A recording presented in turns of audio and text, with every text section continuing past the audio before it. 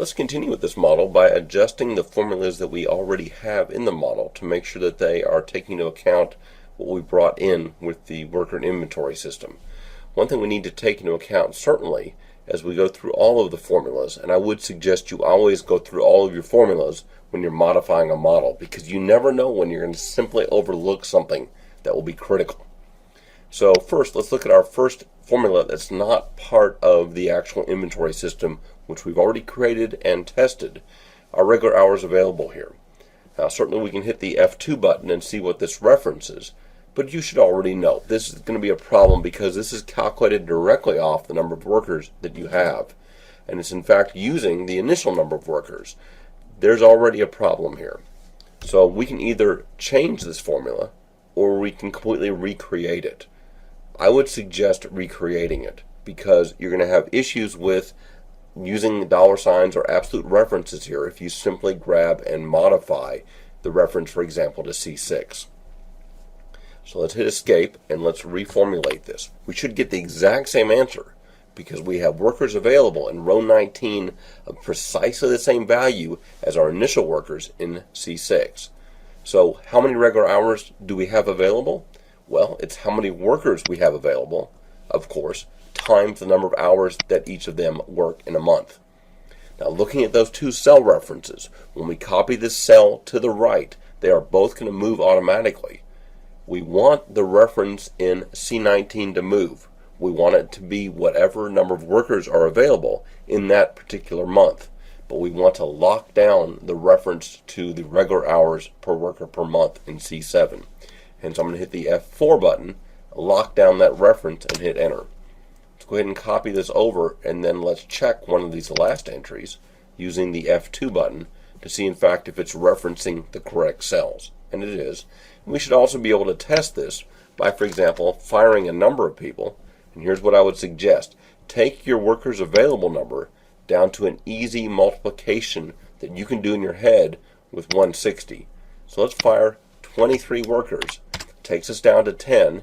Each of those 10 doing 160 hours gives us an easy calculation of 1,600 hours. If I turn around and add them now in month 4, I should go right back to my 5280 that I had originally. So this seems to work.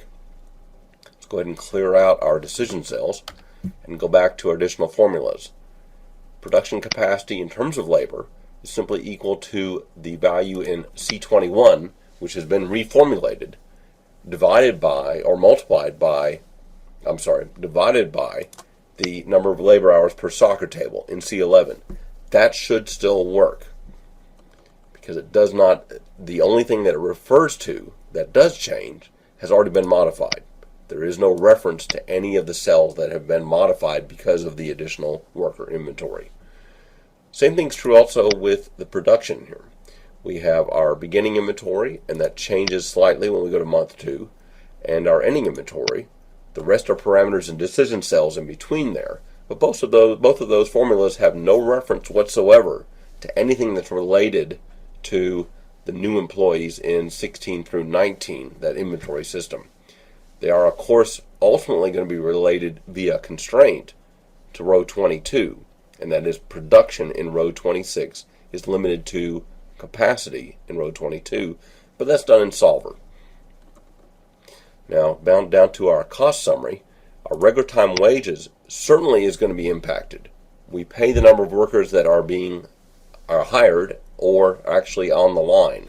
And then we hit the F2 button, we see we are again referencing C6 and C10. Again, let's reformulate this. This is equal to the number of workers available that month in C19 times C10, which is how much they are paid per month. Let's lock that down with the F4 button to C10 and C10 alone. Hit enter. We should get the exact same value. Copy this across, and again double check it. Let's go ahead and fire 23 workers.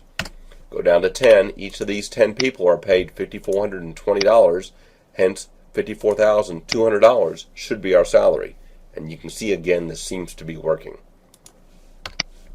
Our next formula for raw material is solely based off of production. This is not a formula that will be altered, nor is holding cost, which is simply formulated based off of ending inventory. Total cost is simply a sum of those three.